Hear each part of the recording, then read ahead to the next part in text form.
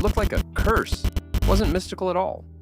It was a storm system, culture, chemistry, and chance colliding over one small scene. Seattle wasn't just any city in the 90s. It was a place outsiders called dreary, but insiders called electric. The rain never stopped, yet the clubs overflowed. Behind almost every locked apartment door was a band rehearsing, a demo being recorded, or a party that blurred into oblivion. In King County, home to Seattle, opiate overdose deaths more than doubled across the decade, peaking at 140 in 1998. Nearly 3/4 of those deaths happened inside the city limits. The numbers tell one story, but the streets told another.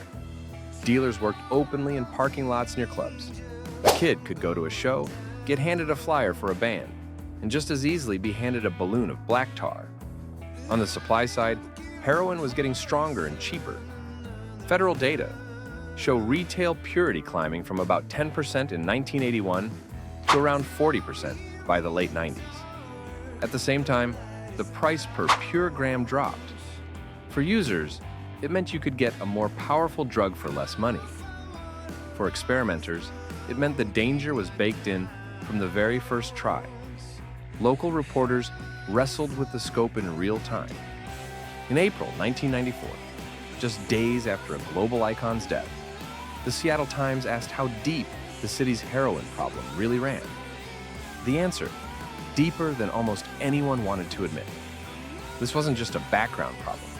It was the air around the music. The decade began with heartbreak. Andrew Wood, radiant, flamboyant, the frontman of Mother Love Bone, was the kind of singer who strutted on stage like a rock star before the world had decided he was one. He was charismatic, funny, and magnetic in ways his friends say couldn't be taught. In March 1990, just days before his band's debut album was set to launch, Andrew overdosed on heroin. He was 24. His death left a crater. Out of the grief came Temple of the Dog, a tribute project led by Chris Cornell, joined by Stone Gossard, Jeff Ament, Mike McCready, and a then-unknown Eddie Vedder. The music was gorgeous, but the subtext was devastating. This scene was already burying its brightest stars. 2 summers later, guitarist Stephanie Sargent of 7 Year Bitch never woke up from a night of partying. Investigators initially described it as an apparent heroin overdose. Later reporting clarified she had asphyxiated after vomiting in her sleep, following use of heroin and alcohol. She too was 24. Her death hit the feminist punk underground hard. 7 Year Bitch had been poised to break through, their raw energy a counterweight to male-dominated stages. Instead, another funeral, another eulogy written too soon. On April 5, 1994, the axis of rock music shifted forever. Kurt Cobain, Nirvana's reluctant spokesman, the kid from Aberdeen who turned angst into anthems, ended his life with a shotgun. He was 27. People blamed fame. They blamed Courtney Love. They blamed the pressure of being the voice of a generation. But the truth was more complicated. Chronic depression, a history of stomach pain doctors never resolved, years of heroin use, and a rehab stay he'd walked away from. Cobain's body wasn't found until April 8th, 3 days later, by an electrician arriving at his Lake Washington home. His suicide note became a grim piece of rock mythology, quoted endlessly but rarely understood.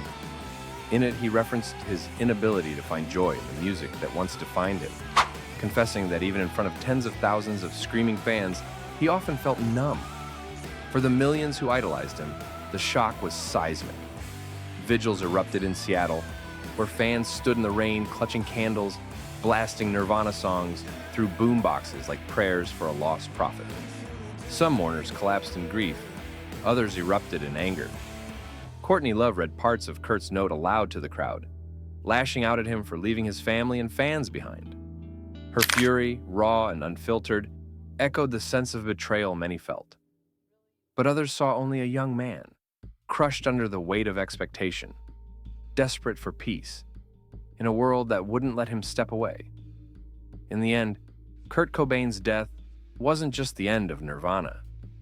It was the symbolic end of an era, proof that even the brightest flame could burn out too fast when smothered by pain, addiction, and unrelenting pressure. The world barely had time to process the loss before another shock. On June 16, 1994, Kristen Pfaff, bass player for Hole and a friend to many in Seattle, was found dead in her Minneapolis apartment.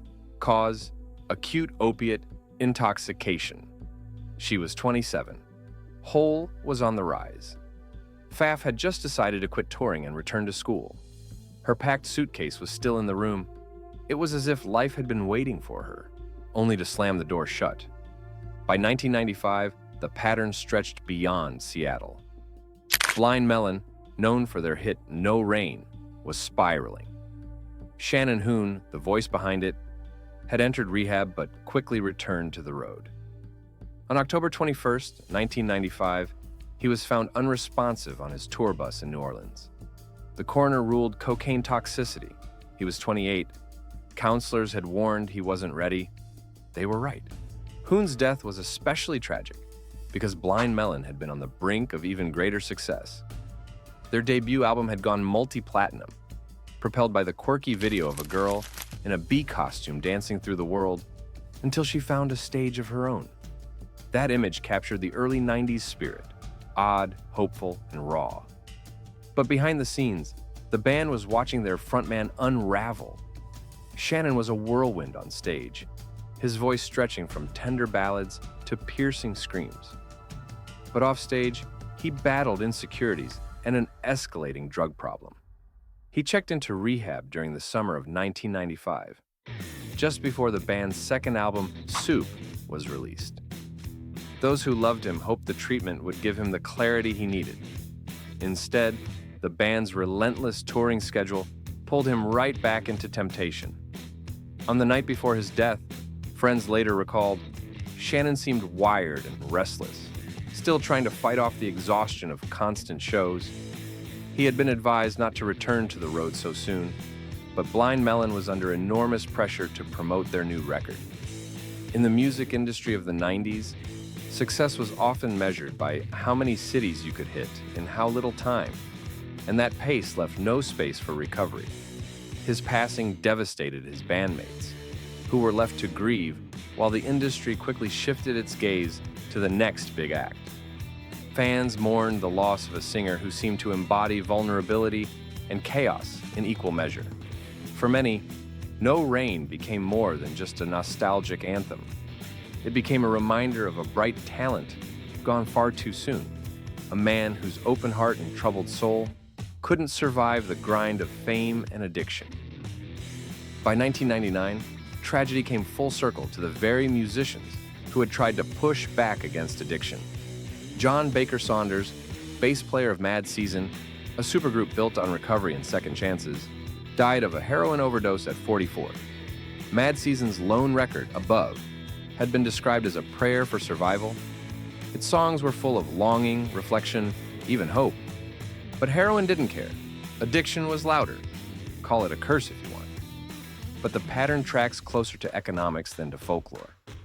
As purity rose, people smoked or snorted heroin, thinking it was safer. At first, maybe it was. But tolerance grows. The body demands more. And many crossed back to the needle, where the risks of overdose, infection, and bloodborne disease skyrocketed. By 1998, King County recorded 140 opiate overdose deaths in a single year. Nearly 3/4 of those deaths were in Seattle. The city's supply was almost entirely Mexican black tar heroin, sticky and potent, smuggled up the West Coast. Culturally, heroin was everywhere and nowhere. On fashion runways, models were celebrated for looking gaunt and hollow-eyed. Magazines called it heroin chic. In films, heroin was shorthand for rebellion, coolness, or artistic torment. But in Seattle's rehearsal rooms, it wasn't glamorous. It was an anesthetic, a time bomb. Artists talked about abscesses, collapsed veins, near amputations, relapses. They weren't legends. They were patients who kept performing until they couldn't anymore. No story captures the slow violence of the era like Lane Staley's. Alice in Chains had conquered the charts with Dirt, a record practically soaked in heroin references. Songs like Junkhead and Godsmack weren't metaphors. They were diaries, written by a man who was brutally honest about his addiction, even while it consumed him. Fans screamed the words in arenas without fully grasping that they were singing the details of a life unraveling. By the mid-1990s, Staley's world was closing in. The success of Alice in Chains only magnified his pain. He was a gifted vocalist with a voice that could shift from a haunting whisper to a throat-shredding howl. Yet behind that sound was a man becoming increasingly isolated. The death of his fiancée, Demry Parrott, in 1996 shattered him. Demry had been his anchor, his partner in both love and in struggle. When she died of complications related to her own drug use, Lane retreated almost completely from public life. Friends described visiting him as heartbreaking, finding a once vibrant frontman frail, his body wasting away, living more like a recluse than a rock star. He rarely left his Seattle condo, and when he did, he was often unrecognizable, gaunt, pale, and hidden under oversized clothing. For years, rumors circulated about his health, with fans speculating on internet message boards, wondering if he was even still alive. By the early 2000s, those fears were tragically confirmed. In April 2002, police discovered his body after relatives asked for a welfare check. Lane had been gone for days before anyone knew. The King County medical examiner ruled his death an accidental overdose of heroin and cocaine, a speedball. His date of death was estimated as April 5th, eerily the same day Kurt Cobain had died, 8 years earlier. He was only 34, and yet, in those 34 years, he left behind a legacy of music that remains both a time capsule and a warning, proof of how beautiful and how destructive honesty can be when paired with addiction. By then, grunge was history, but Seattle never forgot. His death was less a shock than a slow inevitability, a candle burning down to its wick in plain view. So why did so many grunge stars die young? Potent supply and a price crash. Heroin got stronger, cheaper, deadlier. Local market reality. Seattle's heroin market was dominated by black tar supply, touring and stigma. The job rewarded chaos, punished vulnerability. Asking for help was often seen as weakness. Tight networks. This was a small scene. People shared rehearsal rooms, dealers, coping strategies, and funerals. The curse wasn't supernatural. It was structural. It was chemical. It was cultural. The music remains raw, bruised, and unflinching. If the 90s taught us anything, it's that talent and torment are not the same thing. That brilliance shouldn't come with a body count. No song is worth a life.